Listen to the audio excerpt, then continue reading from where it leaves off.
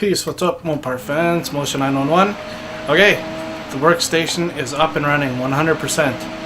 I'll run you through a few little issues that I did have and how I went about to correct them and stuff. But anyways, pretty simple. On this Asus motherboard, on the back of the panel, there's a USB port, and it has a little white box around it. And then right beside it, there's a BIOS button. Now what this is for is you take a memory stick, you download the newest BIOS, you just download it onto your memory stick, so you unzip it on there, and then you plug it into that little USB port with the white box, and you boot your computer and you hit BIOS. And what it does is it automatically loads and updates the BIOS. Now, I had the USB in the wrong port, and it started to load it, but it kept looping 5-hour intervals, and it actually took me, I had to go in the back of the computer and really take a good look and see what was going on, and then go through the manual. But very simple once you figure it out. It's just the white box matches the white box. You put it in, push the button, bing, it loads up automatically by itself. If I went previous to that, before I did the BIOS update, I had run the regular 0402 BIOS and tried installing Windows 7 Pro, and it didn't work. It kept crashing. It kept even when it failed on a whole bunch of updates, and it just one issue after another, and I was getting really frustrated. So I did videotape half of the build. But when I started running into the BIOS trouble, when I was ready to start firing things up and getting stuff set up and all that, that's when I just cut the tape and I stopped taping it. But anyways, it's up and running now, 100% stable. I've tried overclocking, and it overclocks at 4,696 megahertz. It's pretty good. It's a 41% gain over its standard setting. So if you know how to overclock and you went in, and I'm sure you guys could push this well over 5, no problem. But I was just using the built-in auto tune for overclocking, and it got me 41% gain. So anyways, right now it's just in standard 3.3 gigahertz, but it works fantastic. It loads ridiculously fast. Programs load fast, and I did change a couple things. I don't have the RAID controllers yet, so that I can't set up for RAID 5. So I have 2 drives set up at RAID 0 and the other 2 set up at the other RAID 0. And instead of long story short, because I'm only using this for video editing, the amount of programs that I actually have installed are very, very limited. I got a couple standalone video editing software like Power Director. That's the program that I love to use to upload to YouTube. It's got a super easy interface, and it just makes it easy. So I can do what I want in After Effects. I can do what I want in Premiere, so on and so forth. And then I just put it all together in Power Director and upload it. It makes it so much easier to do it that way. So I also use Coral Paint Shop Pro 4. That's, to me, it's my favorite paint program there is. Excuse me. Everything that I've ever made in any of my videos that is a still image, always been made in Coral Paint. So between Power Director, Coral Paint, and the Adobe Master Suite and some plugins, that's all that's really in there, and it's hardly even used a third of the 250 gig hard drive. So what I've done is I've made the other solid state, that 120 gig drive, the scratch disk. So that's where all the cache goes to. That's where it exports any videos, because it writes there the fastest. And I have all my videos reading from one of the RAID setups. And then I got another RAID setup that I actually haven't used for anything yet. So far it's been ridiculously fast. I made a video prior to this one I wasn't happy with the quality of the video or whatever, and the audio. I'm using my Zoom mic, so the audio should be a lot better now.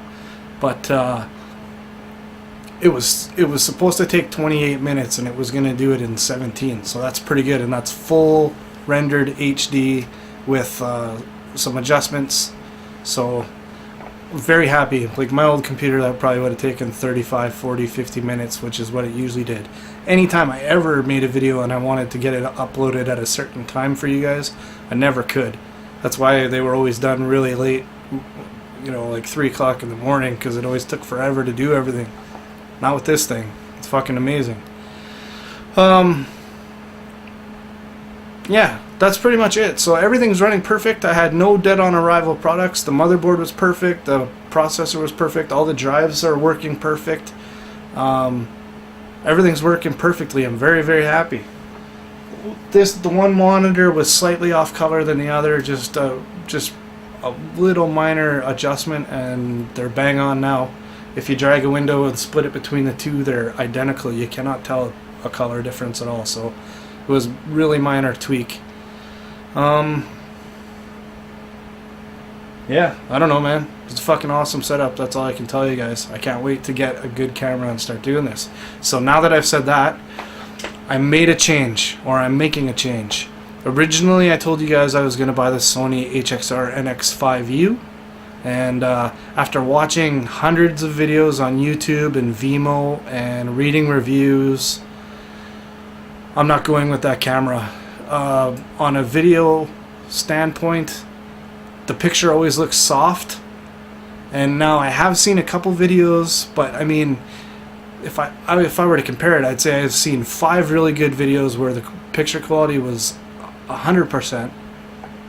To 100 videos where the picture looks soft all the time. And now I don't know if it's because people are using the ND filters and it's they're not using it properly. I'm not sure. I really for $4,000 wanted to give the camera that it was the benefit of the doubt, that it was the operator, not the camera itself. But reading reviews, there's been all kinds of software issues with it. There's been back focus issues with it, and you know, that's why I said in one of my prior videos that I just wanted to get the camera and a couple little accessories and test it and make sure I was happy with it first. Well, that's because of everything that I've read and seen. I'm not doing it. So I've decided that I'm going to go up a couple $1,000 more, and I'm going to go to a camera that's been tested and true.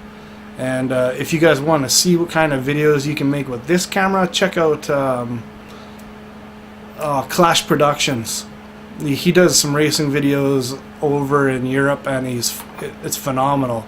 And the footage that the guy gets is phenomenal. You know, but he uses a Sony line camera that I'm going to get into here. So the model is the PMW EX1R. Now the predecessor to it was around for 3 years or something. It was introduced 2007, and then I think in 2010 or 2009 the EX1R was introduced. And everything that was not everything that was wrong, I shouldn't say that. The EX line has changed the professional handheld camera industry altogether. But actually, to tell you guys something, they're the only 2 cameras to ever win an award by a broadcasting company stating that a camera in its price range and class is capable and worthy of any on-set production. And that award was given to Sony by the Discovery Channel. That they said that those camera in that category are 100% worthy of being in any studio atmosphere. So that has something to say about the quality, the codec, the features that the cameras have. But anyways, I'm a little bit disappointed that I had to go up a couple grand, but in other aspects, there's so many features about the camera that's better. The lens, it's a Fujinon professional lens, which based on reviews and things that I've read, it's absolutely top notch. way better than Sony's proprietary lens that they do for the NX5. As far as zoom, iris, and focus ring, those are or not the zoom, iris, and focus, whatever. Anyways, they're more mechanical. They got a more mechanical feel to them, and they actually have dead stops, where the NX5 ran on servos, so it would spin for infinity, and you'd never actually know where it stops at, where your f-stop would be. You know, if you wanted to open the iris up, you don't actually know where it stops. So these are features that people want on a professional camera, and that's what the EX1R has. Has everything. Has professional grade zebra, peaking, all the ND filters. It uses a way better codec. Just so much more, guys. It's really, even comparing the NX5 to the EX1R is like comparing Chevy Cobalt to a BMW M3.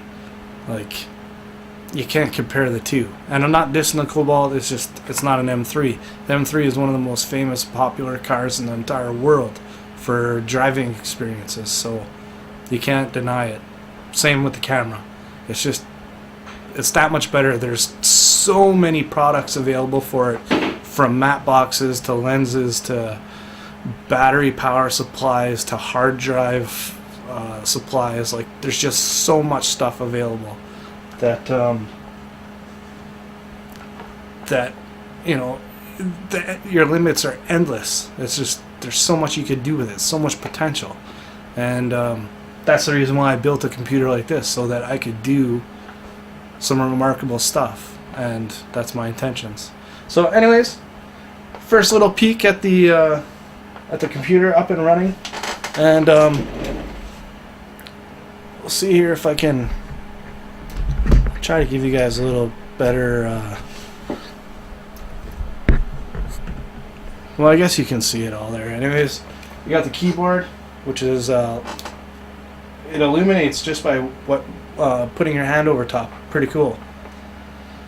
And then over in the corner there, I've got my HP backup, and so it doesn't really matter if my RAIDs fail, I still have the stuff on backup, and it's only a 1 terabit, but I don't have that much stuff on here right now, and to be honest, I don't ever expect to fill up, 8 terabits of hard drive.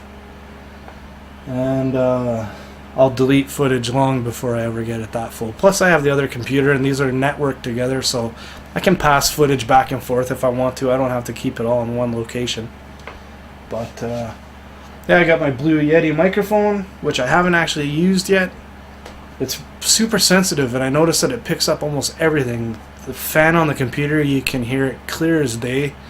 So it would have to be in a really quiet room. I don't know how I'm gonna do it yet, but so yeah. Anyways, that's it. New camera. Just waiting for them to get stock, and we'll get that ordered, and we'll be able to see what this thing can do. All right. Anyways, peace. I'll talk to you guys later, and take it easy. Leave a comment below, subscribe, and that's it. I'll talk to you guys soon.